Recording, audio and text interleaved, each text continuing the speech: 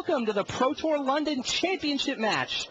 I'm Randy Buehler. I'm here with Brian David Marshall, and we are getting ready to watch Jeffrey Cerrone on the left of your screen and against Tsuyoshi Fujita on the right. Neither one of these guys dropped a game in the semifinals. Cerrone hasn't dropped a game yet today, and wow, I mean, it's sort of a clash of the titans. Fujita is probably the best brain in the game right now, the resident genius, altering constructed formats seemingly every weekend that the man plays Magic, and now here he is in a limited top 8. He's been in the finals once before, but he has not won a Pro Tour. Jeffrey Cerrone, on the other side, rapidly establishing himself as one of the tour's bright new stars, his second top 8 of this season. What do you think is going to happen? Well, I think that Fujita's up against a deck that we've just compared to some of the best draft decks in the history of Pro Tour. I think that Cerrone is going to win. I think Fujita will give him a great match. I think he'll fight for every point. He won't make any mistakes. But in the end, the overwhelming quality of Cerrone's deck with his quality of play that he's displayed this weekend should just be too much for Fujita. We shall see. Although Cerrone's deck is mostly red. Plains is a little odd because he only has 4 plains in his deck. He only has 2 white cards in his deck. He has a white Honden, and he has a Moonlit Strider. The rest of his deck is basically all the good red cards from the entire table. Is that the Minesweeper? Oh, there's a 1/4 Minesweeper from Fujita. That's a pretty good turn 3 play. 4 toughness is pretty good against all the red removal in Cerrone's deck. Good against the 2 power creatures in Cerrone's deck, and it gives him a route to victory in theory. So go. Yeah. I have the viewer open. I'm looking at Masashi Ariso's first pack. Yeah. Actually, we should be looking at Jeffrey Cerrone's first pack. Kind of interesting to see what his draft looked like. We didn't get a chance to see his draft viewer is just amazing. I'm looking over.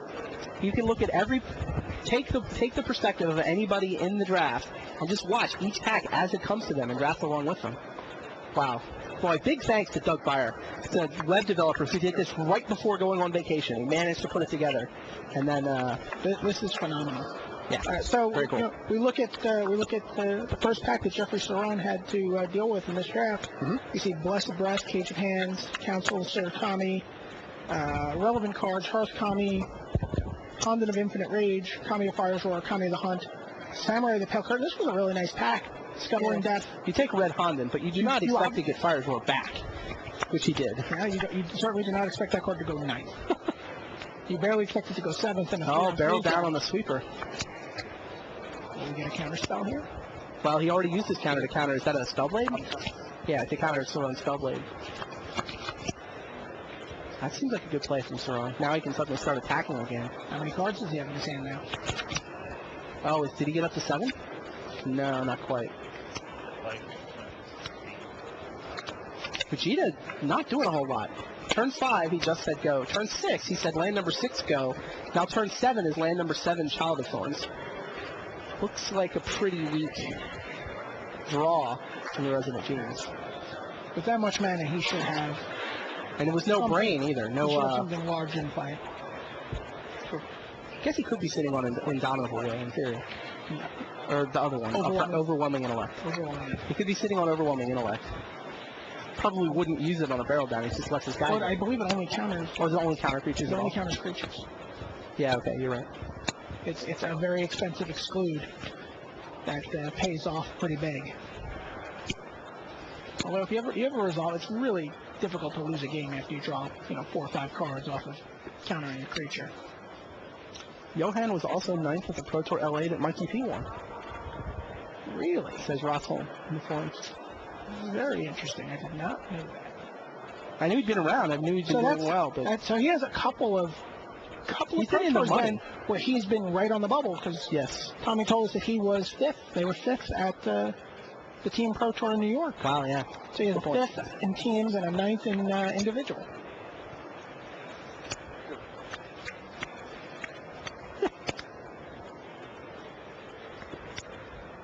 Yeah, still nothing.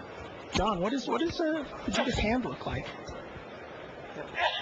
12 to 20. he does not have a very, according to John, we've got a land and a Phantom Wings in Fujita's hands. So his deck has really not delivered for him like it did in the semifinals, where he just bashed through Anti-Malin in 3 straight games. He looks a little flooded, and he's only got a Phantom Wings.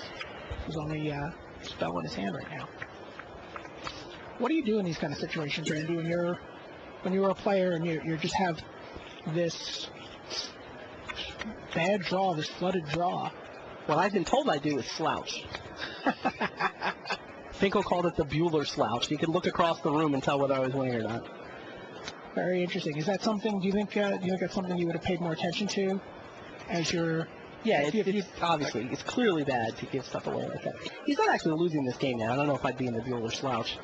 I'd probably be trying to represent something. I mean, you can sort of pause and think and pretend you have something. He's clearly been representing overwhelming intellect, actually. He's had 6 mana untapped continuously since he hit 6. Right. And he also knows that Cerrone has his deck list, so he knows that Cerrone knows that he has overwhelming intellect. And look at that Overpine. He could have played that last turn, and he chose to wait until he could play land number 9 and play it while still leaving up 6. So even That's a really good play. So even though you don't have cards in your hand, you can still represent that you have cards in your hand. You can still play the game. You can still make it your opponent think you have stuff. You don't. Absolutely. I think do you think that's one of the big distinctions between a casual player and a really it's definitely important. I mean, I can't remember how many times playing a mono blue deck, you'd be sitting there pretending to have a handful of counter spells, and you've got nothing. You've got, 6 land and a Whispers that you're just hoping is the first spell you have to play. And, your opponent knows you're supposed to have a grip full of counters, so a lot of times they just won't go for it. It's funny. And then to continue the story, I remember playing against John Finkel in the finals of Grand Prix Boston, and I was sitting there with my Counter Phoenix deck representing a handful of permission, and nobody ever plays spells into me. They always, they always assume I have counters, and he's just like, turn 4, lobotomy, like, that's not supposed to work. I have no counter, and I have a Shark Phoenix in my hand. Oh, no. So I lose. Finkel's like that far ahead of everybody else.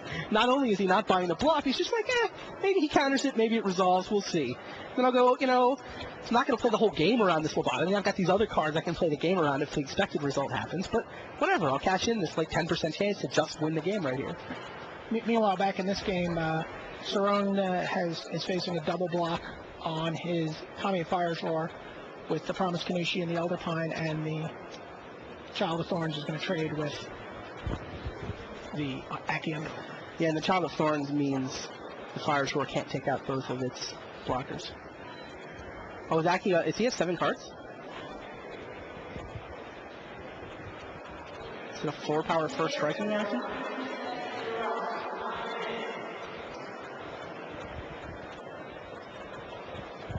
We're waiting to find out if that's 7 cards in it. Yes, first strike damage, you must have 7 cards in it. Yep. Oh, so that's way worse, because now Fujita has to commit the Child. Right. And Cerrone knows what's up. But he could have killed whatever he preferred either way. He gets whichever. He's going to get everything back out of this if he kills. He can't kill both. If he kills Promised Kanushi, he's going to get the Child back out of this exchange, is what's essentially going to happen. He's going to lose one back. He's got Soul Shift on both of those. True. So the answer to the initial question is, what do you do when you have a grip full of land?